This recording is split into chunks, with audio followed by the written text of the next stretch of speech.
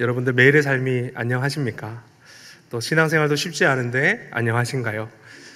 그래서 여러분들께 여러분들 내가 지금 신앙의 모습이 어떠한가 이렇게 한번 되새겨 볼 수 있는 퀴즈를 삼지선다형으로 한번 준비해 봤습니다.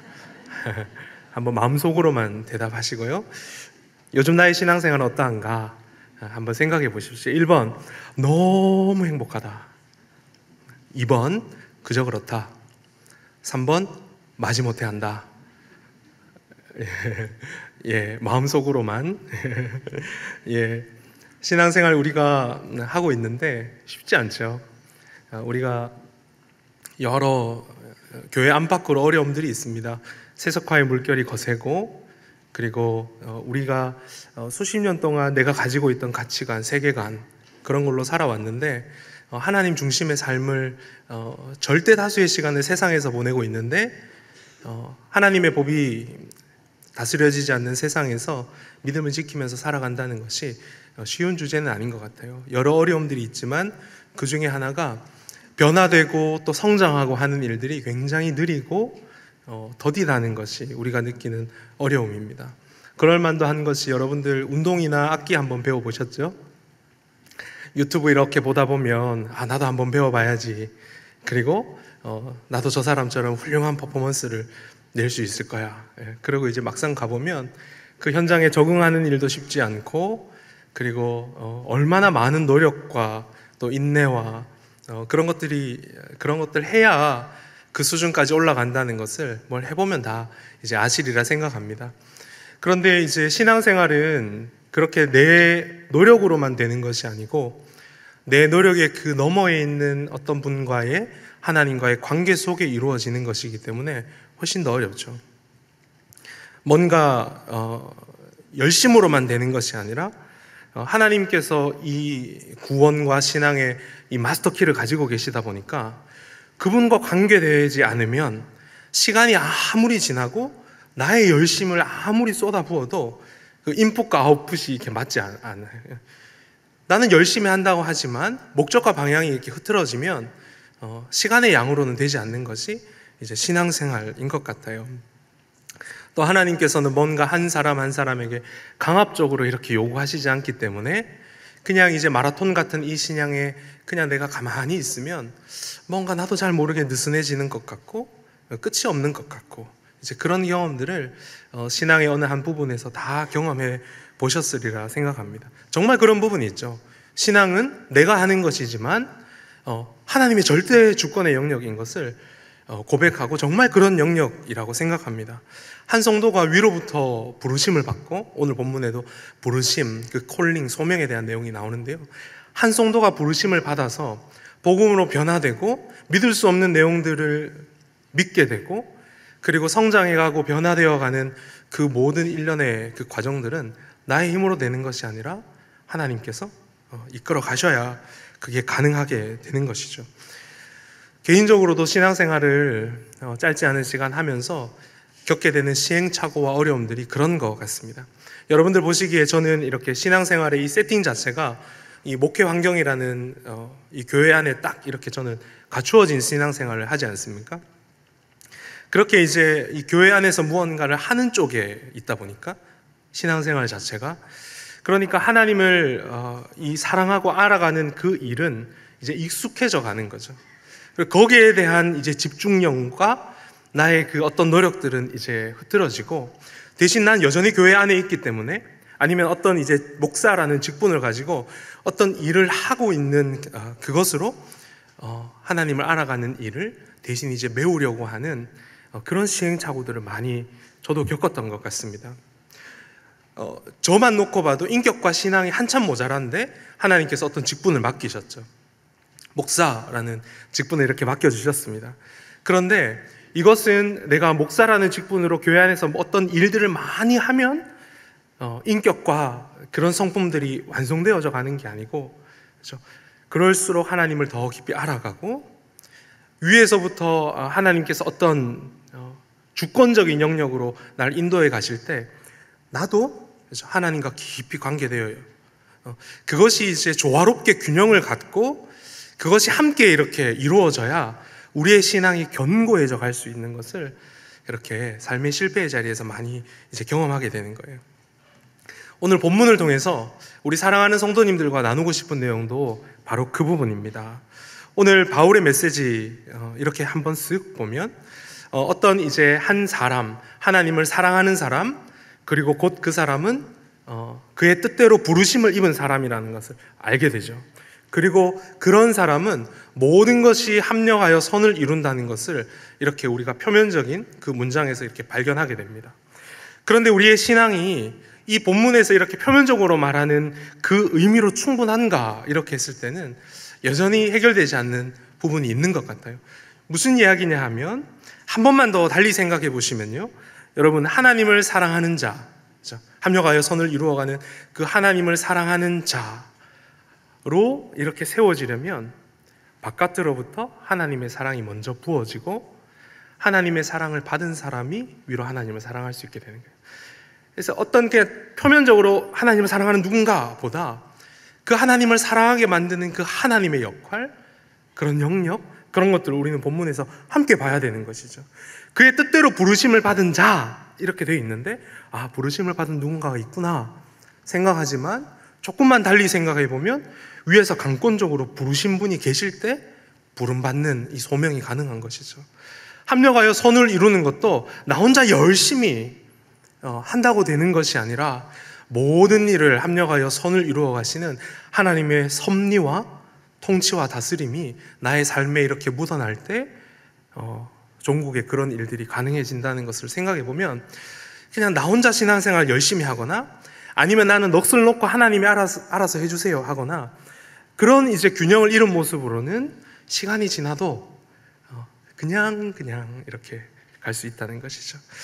그런 면에서 제가 오늘 말씀을 준비하면서 여러분들과 함께 어떤 방향으로 말씀을 나누고 싶은지 대충 이제 이 본문 가운데 감이 잡히시죠? 하나씩 짧게 살펴볼 텐데, 첫 번째 오늘 28절은 우리가 알거니와 이렇게 시작합니다. 뭘 안다는 거죠? 우리의 삶에서 하나님께서 일을 해 가신다는 것을 지금 바울은 고백하고 있습니다. 저절로 모든 것이 잘 될 거야 하는 이야기가 아닙니다. 피상적인 낙관주의나 막연한 긍정을 이야기하는 것이 아니에요. 전후 문맥을 보면 성령께서 우리를 위해서 날마다 탄식하고 계시고 그분이 한 사람을 불러서 사랑하게 하실 때 그 구원이 얼마나 완벽한지 29절 이하에는 미리 아시고 정하시고 그분의 선한 계획대로 어떤 누군가의 삶을 끝까지 책임지신다는 것을 안다, 이렇게 바울이 이야기하는 거예요. 여러분, 근데 바울이니까 이런 좋은 이야기, 좋은 걸 할 수 있겠지, 그리고 우리는 너무너무 좋아하는 본문이니까 그렇게 생각되실 수 있을 것 같아요. 그런데 저는 이 바울이 안다고 하는 이 부분이 굉장히 어색하고 이상하게 느껴집니다. 왜냐하면 바울이야말로 그렇게 우리가 알거니와 할 때 뭉뚱그려 우리에 포함시킬 수 있는 사람이 아니었잖아요. 우리가 안다 할 때 안다고 말할 수 있는, 다른 사람은 그렇게 해도 바울은 그렇게 할 수 없는 사람이었어요. 자기 의를 붙들고 그렇게 그리스도가 아닌 자기 의를 붙들고 그렇게 살던 그리고 정말 그럴 만한 사람이 바울이었죠. 이렇게 자기소개서를 우리가 서신서에서 보게 되는데 바울이 자기를 어떻게 소개하냐면 8일 만에 할례를 받았다고 소개합니다. 이방 종교에서 개종을 한 사람은 나자마자 8일 만에 할례를 받을 수가 없겠죠. 나는 정통 참 유대인이다, 이 얘기를 하는 겁니다. 그리고 나는 이스라엘 족속이요, 하나님께서 택하신 신정민족, 나는 이스라엘 족속이다. 그리고 작은 지파지만 하나님 나라의 구원 역사에 큰 일을 감당했던 나는 베냐민 지파 사람이다, 그렇게 이야기해요. 그리고 나는 히브리인 중에 히브리인이다. 우리 부모님이 히브리인, 섞인 게 아니야. 나는 정통 유대인. 그리고 그 바울이 자기의 쌓아온 스펙과 커리어를 어떻게 이야기하냐 하면 나는 가말리엘 문화에서 그렇게 배운 예루살렘 유학파다, 이렇게 자기를 소개하죠. 그리고 내가 열심으로는 교회를 박해했고 율법으로는 조금도 흠이 없는 자다. 대단한 자부심과 정말 그럴 만한 열정과 그런 삶의 업적을 가지고 그렇게 살아왔던 사람인데 그가 하나님을 사랑하는 자는 하고 이렇게 생각이 바꾸어지게 된 것, 어떻게 가능할까? 여러분 다 아시겠지만 이 바울이 그 모든 생각을 무너뜨릴 만한 바울에게 사건이 있었죠. 다마스커스로 가는 그 길목에서 부활의 주님을 만난 거예요.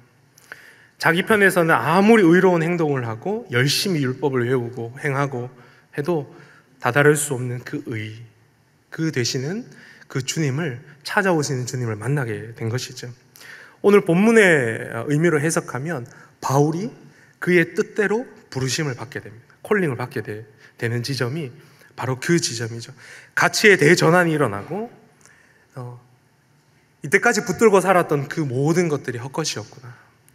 그리스도를 아는 그 지식이 얼마나 고상한지 그 주님과의 만남을 통해서 이제 그 출발점이 되는 거 우리가 보게 됩니다. 이 부르심, 일반적인 그냥 복음으로의 초대 그 이상의 것이죠.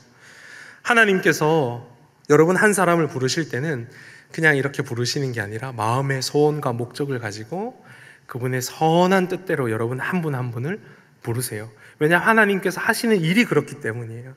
이 세상 가운데 그렇죠? 하나님 나라의 백성을 부르시고 영원부터 영원까지 영광 가운데로 초대하시는 일을 하나님께서 이제 하시는데, 이 부르심은 그냥 되는 것이 아니라 그리스도를 통해서 그렇죠? 하나님과 특별한 관계 속으로 들어가게 하는 하나님의 효과적인 부르심인 것이에요. 여러분, 여기서 우리는 구원론의 핵심을 발견할 수 있게 됩니다. 뭐냐 하면 하나님이 우리를 먼저 부르셨다 하는 거예요. 내 속에서 모든 종교는 위로 이렇게 알아가는데 그것이 아니라 위로부터 먼저 찾아오시고 나를 먼저 부르셨다 하는 것이 이 구원론 신앙의 출발점이 되는 것이죠. 그렇기 때문에 우리가 믿고 있는데 우리가 믿게 되었다 하는 것도 엄밀하게 말하면 믿게 하시는 것이죠. 우리 편에서 믿을 수 있는 내용이 아닙니다. 여러분 지금 이제 익숙하게 믿고 받아들이고 수납하고 계신데 사실 믿을 수 있는 내용들이 아니죠. 너무너무 믿을 수 없는 내용들이 많아요. 믿게 하셨기 때문에 우리가 오늘 이 자리에 있는 것입니다.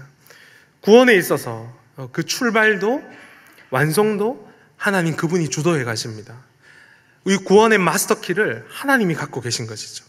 그런데 중요한 것은 여러분 잘 들어보십시오. 구원에 있어서 이 하나님의 절대 주권, 이것이 너무 강조되다 보면 우리가 가지고 있는 이 신앙을 운명론적으로 해석하게 되는 그런 오류를 범하게 될 수 있습니다. 이런 것이죠. 어차피 구원이 하나님께 속해 있으면 어차피 하나님께서 다 알아서 하실 텐데 내가 뭘 하는 의지와 노력들이 무슨 소용이 있나, 이런 이제 생각을 하게 되는 거죠.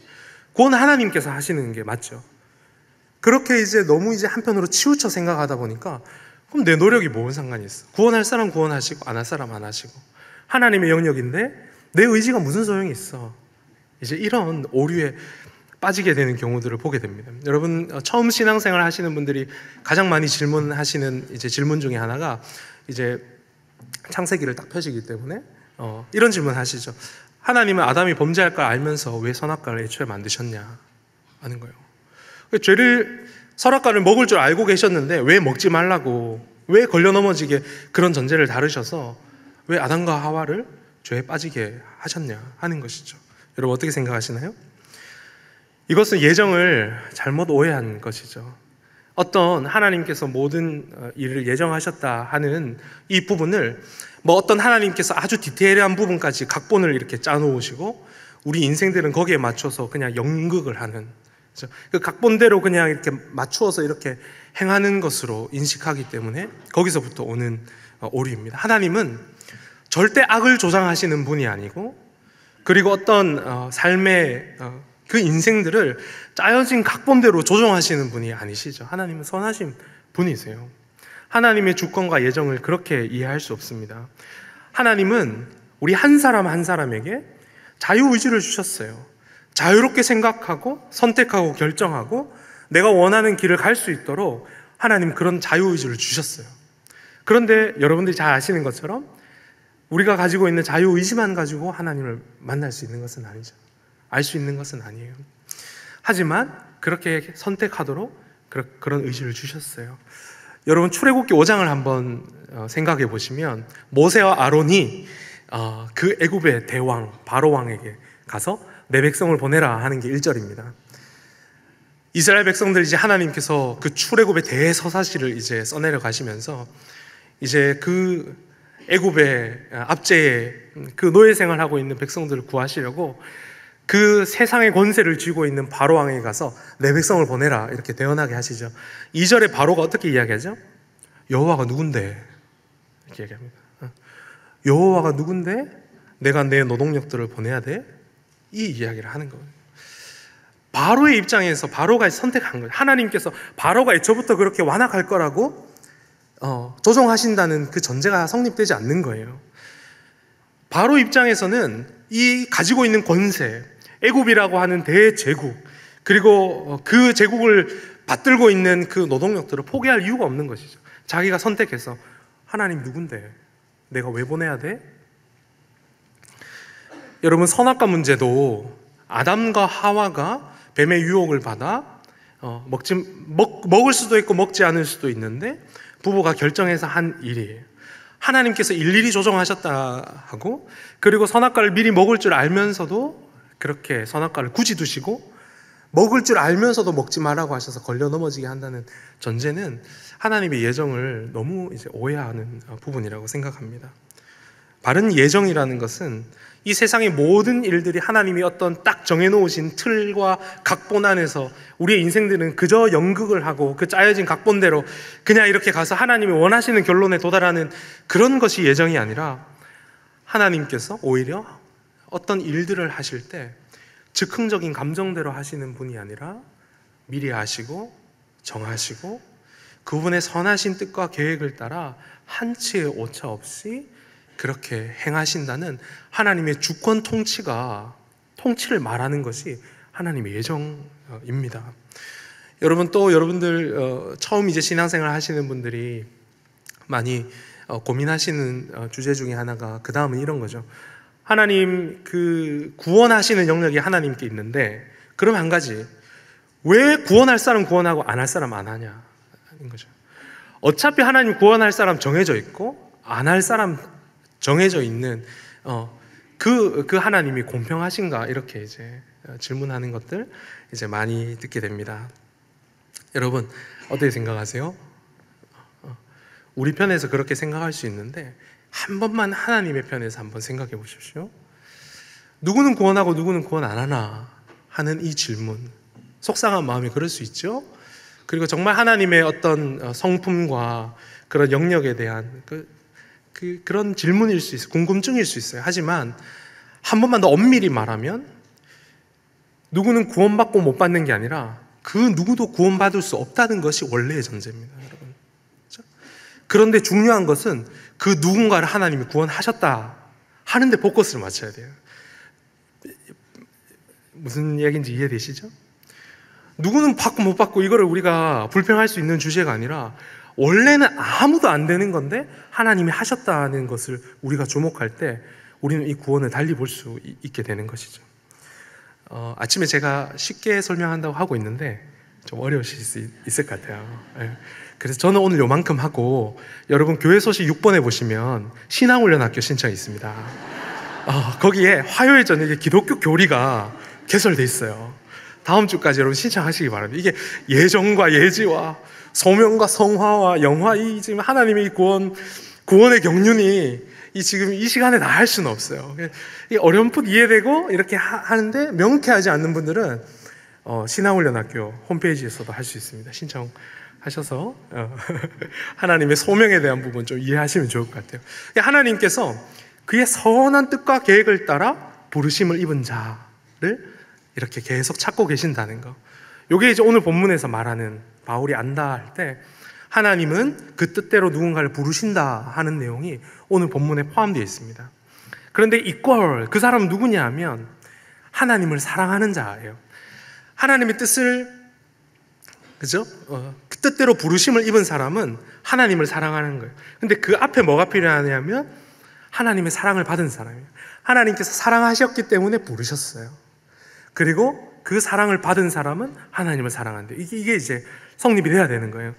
여러분, 바울이 오늘 본문에서 하나님을 사랑하는 사람은 결코 망하지 않아. 하나님을 사랑하는 이 마음만 있으면 그 사람은 하나님께서 책임지셔. 그렇게 이제 막 선언하고 있는데, 이 복은 하나님을 사랑하는 사람만이 누릴 수 있는 복이라고 이야기하는 거예요. 그런데 여러분, 하나님을 사랑하기 위해서 필수 전제 조건이 있습니다. 뭐냐 하면, 여러분, 물과 은혜가 위로부터 아래로 흐르죠. 물론 뭐 이렇게 위로 물길이 솟구치기도 하지만, 그거는 이제 순리는 영리이죠. 이 하나님의 사랑도, 우리가 하는 사랑도 순리는 내리사랑입니다. 동의하시죠? 우리가 자녀에게 100을 주고 1000을 주고 10,000을 줘도 이 사랑은 끊임없이 내려가는 거예요. 이 내리사랑을 받고 받은 대로 올라오는 건 불가능합니다. 정말 부음받고 많이 받아야 부모님의 사랑을 조금 알까? 그게 사랑이죠. 설날 지나면서 이제 저도 고향에 다녀왔는데 세배를 할 거 아닙니까? 저희 이제 중학교 2학년 되는 큰 애하고 이제 작은 애하고 7살 되는 작은 애하고 이제 세배를 이렇게 하고, 이제 부모님께도 하고 이제 형제 자매들 간에 하고, 이제 첫째 둘째가 이제 고모에게 세배를 했어요. 그리고 이제 세뱃돈을 받자마자 엄마에게 전달을 했죠. 그 서울 집에 올라와서 이제 계산을 하는데 둘째 입장에서 이 계산이 안 맞는 거예요. 내가 분명히 고모에게 2장을 받았는데 10만 원을 받았는데 엄마가 계산하는데 1장을 계산하네. 5만 원. 고모한테 5만 원 받았지? 이거 가지고 막 싸우고 있는 거예요, 둘째랑 엄마랑. 그래서 제가 속에 막 이렇게 정말 모르는구나. 막 마음 같아서는 먹고 입고 하는 거 다 계산해서 청구하고 싶은데 7살한테 그러면 똑같은 사람 되는 거잖아요. 알 수가 없는 거예요. 부모님이 얼마나 헌신하고 희생하는지 모르는, 그냥 내 앞에 있는 내가 받은 거, 그거밖에 모르는 게 우리의 그런 연약한 본성이에요. 근데 바울도 그렇죠. 열심히 했단 말이에요. 굉장히 열심히 살았어요. 율법으로 흠이 없을 만큼, 그리고 자신의 삶을 책임 있게 살기 위해서 정말 열심히 노력했어요. 그런데 그것이 하나님 사랑하고는 관계없는 일이, 자기 열심인데. 근데 어떻게 하나님의 사랑을 받게 됐나? 그렇죠? 다마스커스에서 자기가 한 번도 생각해 보지 못한 그 하나님의 아들, 부활의 주님을 만나게 된 것이죠. 바울이 그 예수님을 만난, 그리고 자기를 이렇게 구원해낸 그 복음의 내용이 이제 어떤 내용인가 하는 것을 우리가 읽지는 않았지만 32절에 기록이 되어 있거든요. 하나님을 사랑하는 자가 어떤 사람인지 충분한 깨달음이 있는 이 바울, 그리고 그 전제에 하나님의 사랑을 받는 것, 근데 이 받은 사랑이 어떤 내용을 가지고 있는지 32절에 기록하고 있는데, 우리가 그 32절을 한번 읽어보면 좋을 것 같습니다. 한번 읽어보겠습니다. 32절입니다. 시작.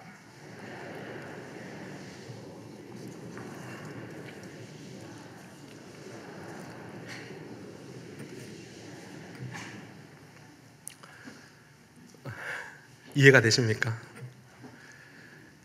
이해할 수 없는 하나님의 사랑이죠. 자기 아들을 아끼지 않으셨다고 이야기합니다. 여러분, 누군가에게 호의를 베푸신 적이 있으신가요? 어떤 선한 일을 해보셨나요? 남들에게 긍휼한 마음이 들어서 무언가를 할 때 사람의 어떠함에 따라 많이 줄 수 있고 덜 줄 수 있겠지만 뭔가를 호의를 베풀 수 있습니다. 그렇죠? 그런데 저에게 마지막까지 다 주더라도 끝까지 절대 줄 수 없는 거, 이렇게 물어보면 저는 자녀일 것 같아요. 말 안 듣고 부모 마음 잘 모르고 하지만 자녀를 누군가에게 이렇게 내어준다는 건 사실 우리가 이해할 수 있는 내용은 아닙니다. 혹시 여러분 중에 하나님이시니까, 하나님 신이잖아요. 다 가지고 있고 하나님 부족함이 없으시니까 그냥 아들 하나님 내주는 게 그럴 수 있다라고 생각되시는 분이 혹 계실지 모르겠지만, 사실 이 아들을 내어주셨다 하는 것은 정말 무엇과 비교할 수 없는 압도적인 사랑입니다. 여러분, 자녀들이 한번 아파봤습니까? 마음이 아프든지 몸이 아프든지 자녀가 아픈 모습을 보면 아무것도 할 수 없는 그 부모의 마음 다 아시죠? 대신 아파주고 싶고, 그렇죠? 전전긍긍 막 어떻게 할 줄 모르는 그 부모 마음인데, 그 구원 계획 가운데 하나님께서 아들 예수님 이 땅에 내려보내셔서 십자가에서 그 마지막 피 한 방울, 마지막 그 가쁜 헐떡이면서 그 마지막 가쁜 숨을 이렇게 몰아내시면서 하나님 어찌 나를 버리셨습니까 아버지 할 때 그 마지막 그 호흡을 잃어가는 그 아들의 모습을 지켜보고 있는 이 부모의 마음이 어떤지 한번 생각해 보신 적이 있습니까? 사실 이건 이제 설명할 수 있는 사랑은 아닌 것 같아요. 그냥 만약에 내가 하나님이라면 그만 그 모습을 그런 생각을 할 수 있죠. 선한 생각을 할 수 있어요. 그런데 아들이 죽어가는 모습을 보면서 그만 했을 것 같아요. 저였으면 도저히 못 보겠어. 아들이 아픈 거 못 보겠어요. 그만. 그런데 그 하나님께서 저와 여러분을 위해서 아들 그냥 끝까지 내어주셨다는 거예요. 그 피 한 방울 마지막 그 헐떡이는 그 모습을 그냥 하나님이 어떻게 그냥 아무 감정 없이 보고 계셨을 거라고 생각할 수 있냐는 거죠. 너무너무 고통스러웠지만 그만 하지 않고 우리를 위해서 다 내어주셨다는 것이죠. 하나님 왜 이렇게까지 하셨을까? 아니 왜 이렇게까지 하셔야만 했을까? 이런 하나님의 우리 한 사람을 향한 이 절절한 사랑, 애끓는 사랑, 이 먹먹해지는 이 사랑을 한 번이라도 정면으로 부딪혀 본 사람은 신앙생활이 달라질 수 있겠죠. 하나님이 나를 얼마나 사랑하시는지 알면 나도 하나님을 사랑하는 것이, 그리고 정직하게 하나님께 반응하는 것이 무엇인지 그때부터 제대로 된 신앙생활이 그때에서야 출발할 수 있게 되는 것이겠죠. 근데 이런 일들이 굉장히 어렵습니다. 그냥 제도화된 종교생활 왔다 갔다 좋은 말씀 듣고 나의 가치관은 그냥 그대로인 상태에서 좋은 말씀을 듣고 이렇게 종교생활 하는 것이 어렵지 않아요. 그런데 이 일이 굉장히 어려워요. 하지만 하나님 반드시 그 뜻대로 부르심을 이렇게 불러내시는 하나님께서 사랑하시는 그 사람이 알 수 있도록 어떤 특별한 일들을 하신다는 거예요. 그게 오늘처럼 주일 예배를 드리는 현장이든 아니면 정말 죽을 것 같은 그 고통의 순간에서 하나님이 말씀을 폈는데 정말 말씀하시는 것 같은 경험을 했거나, 아니면 어떤 정말 이런 이제 이렇게 도매급으로 부르시지 않잖아요. 개인만이 알 수 있는 그 어떤 삶의 자리에서 하나님께서 사랑해 하는 그 일들을 하나님께서 하고 계신다는 거예요.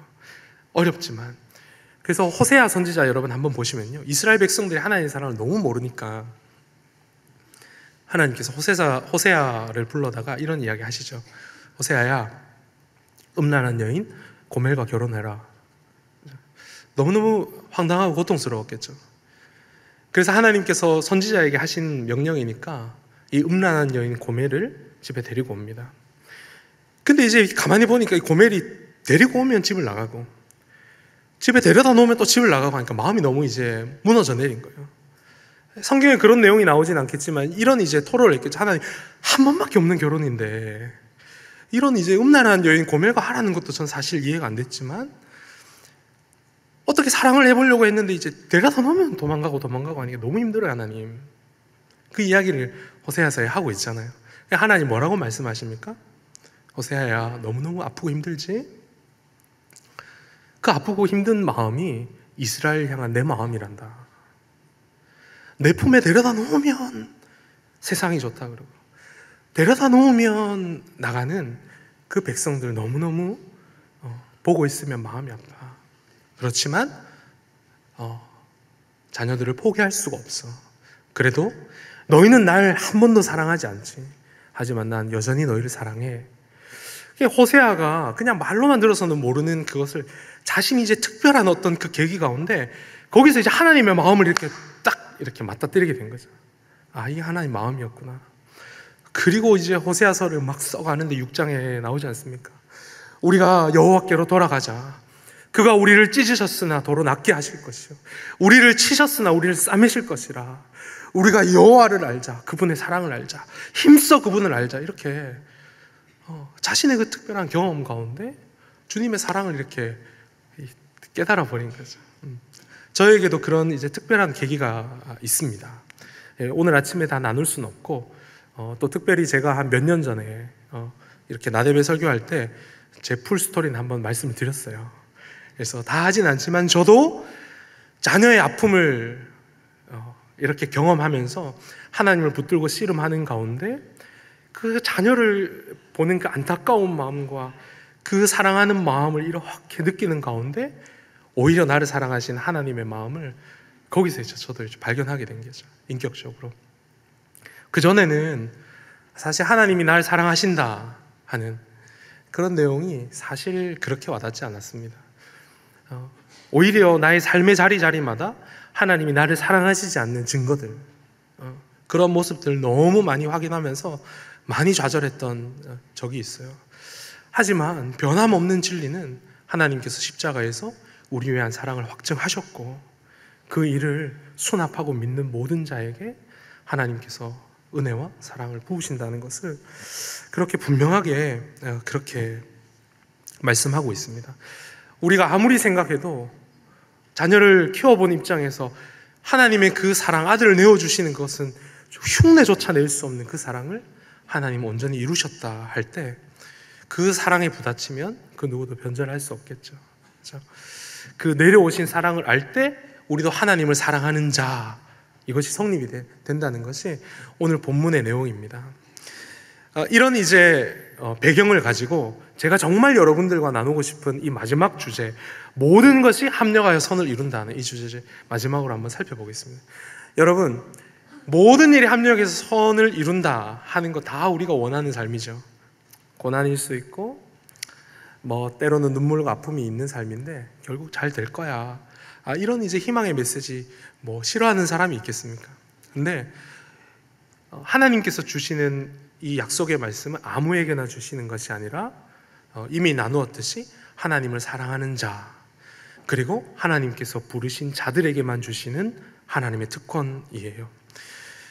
이것은 모든 것이 합력하여 선을 이룬다 할 때 이 모든 것, 이것은 몇몇 사건들 뿐만이 아니라 나에게 일어나는, 내 편에서 일어나는 그냥 내가 일이 잘 될 때뿐만 아니라 나의 모든 상황 속에서 하나님께서 역사하시고 모든 일이 그분의 손 안에서 일어나는 일들이고, 심지어 나의 고통과 아픔과 그런 고난과 역경 가운데에서도 하나님께서 나를 끝까지 책임지신다 하는 이 주제, 이것은 하나님을 사랑하는 자에게만 주시는 복입니다.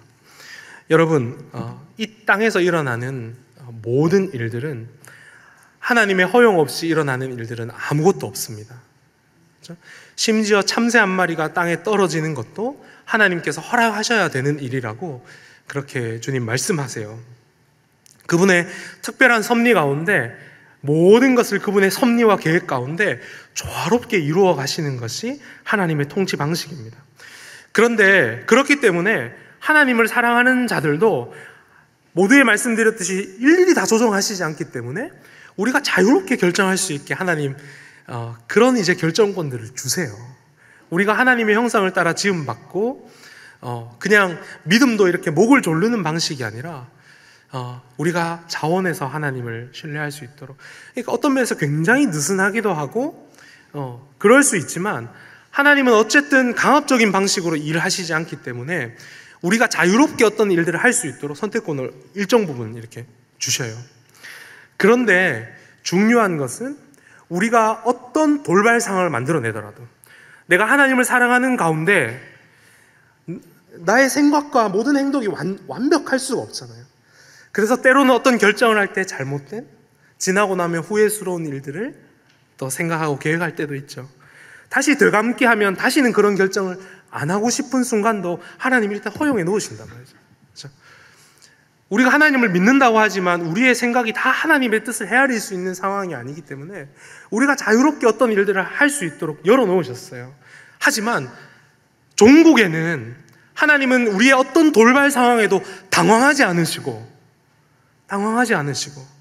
우리가 선택한 그 자리에서 우리와 함께, 하나님을 사랑하는 자들과 함께 새로운 길을 내시고, 그 길이 돌아갈 수는 있지만 내 잘못된 결정 때문에, 하지만 하나님은 여전히 그 손을 놓지 않고 나와 새로운 길들을 열어가신다 하는 것이 오늘 본문이 말하는 하나님은 사랑하는 자들에게 모든 것이 합력하여 선을 이룬다 하는 내용의 핵심인 것이죠.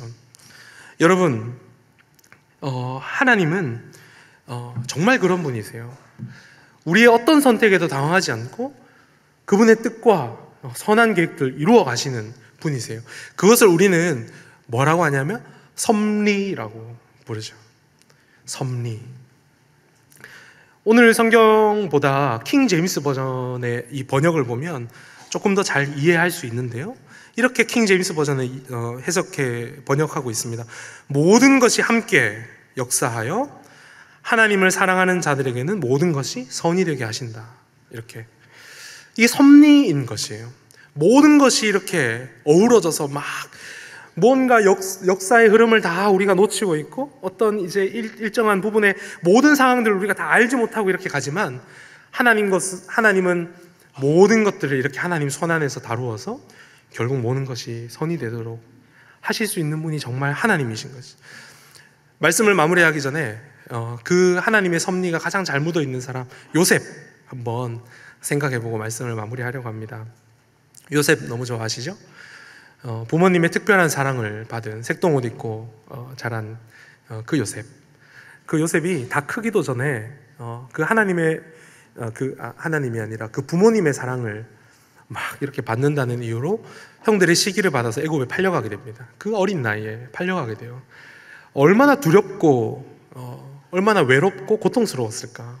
부모님과의 단절, 그리고 스스로 뭔가 결정할 수 없는 나이에 이렇게 타국에 이렇게 팔려가는 그 인생의 참 고난이 이제 시작된 것이죠.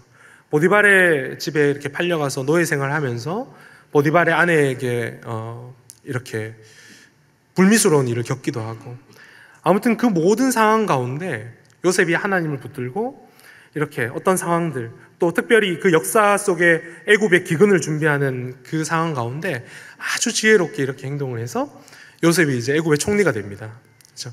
그리고 정말 애굽의 기근이 가뭄이 오고 요셉은 총리가 되어 있고 이제 자기를 팔았던 형들은 이제 그 식량을 얻으러 오는 장면 여러분 너무 잘 아시죠? 정말 드라마 같은 이제 장면 이렇게 딱 창세기에서 보면, 여러분 그때 요셉이었으면 여러분 어떤 대사를 하셨을 것 같으세요? 내가 이때를 기다렸다. 형들은 복수의 칼을 받아라. 그렇죠? 피덩이 같은 나를 팔다니. 이런 대사가 일반적인 대사인데 창세기 50장 20절에 보면 요셉이 이렇게 이야기하는 거죠. 형들은 나를 해하려 했지만 하나님은 그것을 선으로 바꾸사 오늘과 같이 많은 백성의 생명을 구원하게 하시러 하셨다. 여러분 결론만 놓고 보면 그냥 요셉의 한 인생이 정말 안 풀렸는데 마지막에 총리가 돼서 잘 됐다, 이런 결론을 이야기하는 게 아니에요. 요셉의 모든 삶의 자리, 고난의 순간, 좋았던 순간에 하나님과 함께 동행하지 않으면 이런 고백은 할 수 있는, 그냥 내가 잘 풀렸기 때문에 이런 고백을 할 수 있는 게 아니에요.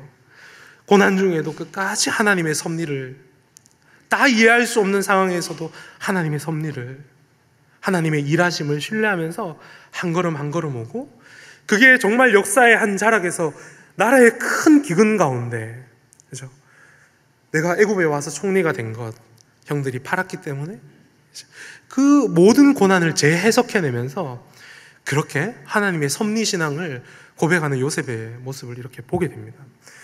여러분, 우리도 만일 우리가 하나님의 사랑을 받고 하나님을 사랑하는 이 신앙생활, 이 가운데 다 이해되지 않고 보이지는 않지만 여전히 그분의 손에서 어떤 일들을, 우리 자녀들을 위한 계획, 나의 모든 삶의 일들, 일어나는 일들, 이것들이 정말 하나님의 손 안에서 일어나는 일이라고 정말 우리가 그렇게 마음에 정직하게 고백하고 그런 하나님의 섭리를 우리가 이해할 수만 있다면, 이 땅에 일어나는 모든 일들, 또 성경의 모순처럼 보이는 일들이 그저 모순이 아니라 정말 그 역전의 은혜들, 역설의 은혜들, 하나님께서 그 모든 어려움 가운데 어떻게 개입하시는지, 그리고 과거의 일도 현재의 일도 장래의 일도 그분의 손 안에서 어떻게 하나님을 사랑하는, 하나님께서 사랑하시는 자녀들의 삶을 얼마나 책임있게 이끌어 가실지,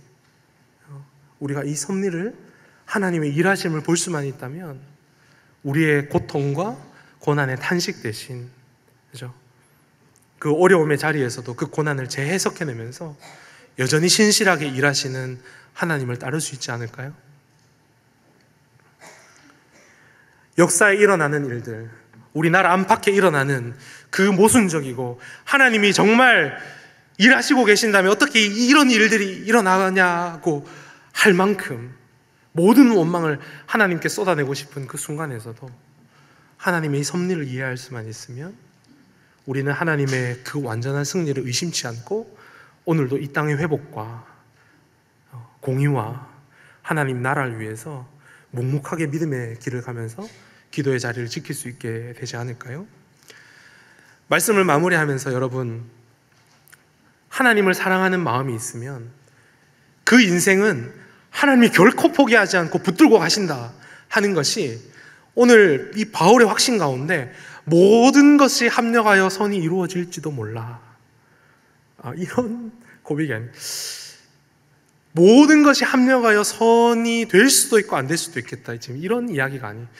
어떤 가능성을 열어놓고 하는 것이 아니라 이 일이 얼마나 확실하게 하나님 편에서 완성해 가시는 일인지 그것을 보여주는 본문을 오늘 읽진 않았지만 30절 마지막으로 한번 보시면 그 내용이 포함되어 있어요.